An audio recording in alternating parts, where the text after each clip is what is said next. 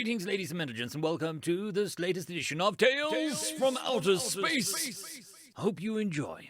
Story number 1, The Good Stuff, written by Squiggle Story Studios. A gang of thugs walked down the crowded tunnels below the station's surface level. Other residents of the underground scattered when they saw them. The Orca took point, the most vicious and bloodthirsty alien allowed within the galactic community. Massive creatures of muscle and teeth, so named because of the resemblance to a cross between two human mythical creatures, lycanthrope and an orca. They turned a corner to a dingy, cramped mechanic shop, distinctly made from the standard-sized shipping crate. The human owner stood in front of his store and welcomed the group of ne'er-do-wells. "Welcome, welcome," the human greeted, a death stick hanging from his hip, forward-facing eyes hidden behind UV glasses. "Can I interest ya in a barely used flux capacitor? Can make your ship do a galaxy run in less than a parsec." But the small, beady eyes of the orcathrope did not move from the target. A deep-throated voice rumbled from beneath his power suit. "I want the goods," he stated clearly. "Mr. Black sent me." The store owner nodded and plucked the death stick from his mouth, crushing it beneath his boot. "All right, this way, sir. I keep them in the back." The back was well hidden from peering eyes behind a curtain, and a flick of a light switch and the dingy store turned into an illegal weapon shop. "So what can I get you, lads, plaz, or rail?" The weapons dealer smirked, throwing a crude hip thrust at the mention of the innuendo. "All the best military-grade weapons from the United Sol Systems a man could want, complete with registration," the weapons dealer said with a wink, but the orcathrope was unfazed. "No, I want the good stuff," he repeated with insistence. "All right, then." The human took a sidestep and flipped a switch, and a display shelf lifted from the floor. "A fan of the classics, sir. An AK-201, titanium Desert Eagle, or my personal favorite, Ella Breret." The loving hand ran a display case, and the translator picked up a hint of arousal. The gang muttered in excitement, looking over the outlawed slug throwers, but the leader snorted, leaning in intimidatingly. "No! I want the good stuff. I want a pencil." The human blinked before grinning. "Oh, I'm sorry, sir. My apologies." He reached into his pocket and pulled out a set of leather gloves and reached for a dial safe. A few quick turns and a retinal scan later, the human presented the gang with a black leather suitcase that oddly matched his gloves. He unclasped the case and offered the items to the gang leader. "For a professional such as yourself, we have the finest selection of pencils this side of the Central World. We have the ever-reliable 2B Steadfast, favorite of academics, or we have the wide range of colors from the Faber-Castell. Is this a joke?" One of the gang members spluttered. "How can that be a weapon?" snorted his disagreement through his pig-like snout. The human looked at the gang leader with a raised eyebrow. "Care for a demonstration?" The orcathrope nodded his head, silently watching the human at work. The weapon dealer lifted the 2B pencil and twirled it in his hands, playing with a small stick. "The pencil is made from the finest graphite and lightwood. Cellulose grown on high-pressure worlds is hard to collect and work with, but the benefits are numerous. It's lightweight and strong, durable in 0G. It is undetectable to scanners. They're a household item within the USS, so suspicious are low." With a sharp twist and movement, the human stabbed the pencil through the uppity gang member's membrane, lodging it in an artery. The alien gasped and choked, grasping at the pencil, only for it to break off inside of him. The unfortunate victim fell to the floor, blood draining from his body. "And they have an indefinite shelf life under the right conditions." The human stepped over the dying body and appealed to the leader directly. "But they do shatter easily if you're not careful, and graphite tends to clog delicate machinery and vital organs. Minor warning for the unaffiliated." The orcathrope gave a pleased groan and reached for a pink-colored pencil. "I'll take 12. End of story. Story number 2. Doom, written by Operation Technician. Fernand was about to experience a fate worse than death, which left him with two options: actual death, since that would be better, or an attempt at combating that fate. He didn't have the time to think that through in the 2 seconds he had left, so his fight-or-flight reflex chose for him. But how to fight? The moment the contact telepathic mentalist slithered at him and touched him, his mind would become clay for the thing to tear apart. It'd use and direct existing thoughts, railroading his mind straight into insanity.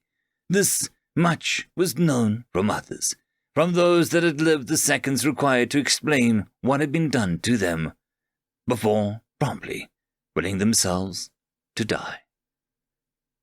He was actually trained to defeat this sort of attack.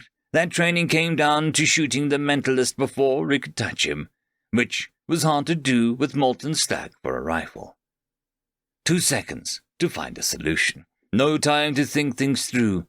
Fernand went for the first thought that came to mind. Mental palace. What did he consider calming and familiar? That was easy. That was carved into him. He didn't even have to look for the answer. When he was 6, his parents had made him play a game. It was called Doom. They said it was one of the first. They said it was critical he play it first, that only after he beat it would he be allowed to play other computer games. The child wanted to play other games and was very motivated to get through his parents' choice. That chore turned out to be the coolest thing that he had ever experienced, and the 6-year-old was impressed. The game imprinted into him. He judged every other game he ever played against it, and found most of them lacking. When the war came, when he was fighting for his life, he judged the same game in contrast with the real thing, no matter how stupid or morbid that was. Murderous confidence stolen from that same game became his anthem of survival. In his head he began to play Doom, an endless level, but by his subconscious, one that went on and on forever. But instead of remembering the pixels and primitive animations, he replaced the game's visuals, sounds, and motions with the 5 years of combat that had preceded this day. 5 years of real killing, real bleeding, and real dying. But he still moved with the speed of the game's character, and still fought one against all, at a pace and manner no soldier ever fought at and lived to tell about. The mentalist's reaching mass splashed against his chest, stabbing through his chestplate to touch his skin. Usually, after that, death came 3 seconds later, and the victim's mind gutted, intel extracted, and personality torn apart with its own worst fears. 2 seconds after touching Fernand, the mentalist began to screech. The whole mass rippled, cringed, contorted, and promptly tore itself in two. Fernand staggered back, his mind many days older than it had been seconds ago, eyes glazed. From the side a scattered up fire made the two halves of the mentalist stop thrashing. Sarge had finished reloading. Reflexively, Fernand sidewalked behind a column where he froze, blinking rapidly. Sarge and the commander were beside him a second later. With sudden focused and raised eyebrows, Fernand met first Sarge's, then the commander's eyes. Then he stared at the mentalist's corpse, one of the 100 scattered throughout the chamber. Sarge and the commander frowned at the first and only survivor of the mentalist's attack, somewhat relieved by his coherence. "Shit!" Sarge said. The commander drew a sword and loomed over the motionless mentalist. "Fernand, you're fucked up in the head." End of story. Story number 3. Refuse, written by Shock Lionheart. It's well known throughout the universe that the dominant native species of the Milky Way galaxy, Orion Arms Sol 3A Earth, calling themselves humans, are the universe's garbage collectors. Not to be fair, they were essentially forced into this role, and they aren't happy about it. But while they truly fell into line, they did eventually take up the mantle life had prepared for them. It was always the same. They'd drop into a system in the angular, unpainted, almost hurts to look at, strictly utilitarian ships, and they'd spend anywhere from a few days to a few decades cleaning up anything between a few days to a few centuries worth of garbage. They'd then, in the worst cases, admonish the people, not letting the things get that bad again, and then they'd leave, only returning once the refuse had built back up. But here's the wrinkle in the tale. Humans have long since mastered nanotechnology and are able to break down virtually any material, organic or not, into a slurry of subatomic particles for later reconstitution. It is the ultimate in recycling technology. But that is not why humans are the universe's garbage men. The humans are the universe's garbage men because they have an adamantine sense of justice, and an equally powerful will to impart justice where they feel wrong has been committed. And so, after their first wildly successful forays into doing exactly that, the universe got a wake-up call. Every slaver empire, every megacorp that puts profits over lives, every sleazy politician and mob boss, anyone and everyone the humans feel demonstrates something they call moral bankruptcy, was put on notice. If you're going to be a garbage person, beware of the humans. They are very good at taking out the trash. End of story.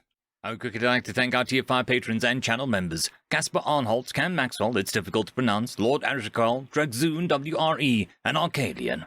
Thank you very much.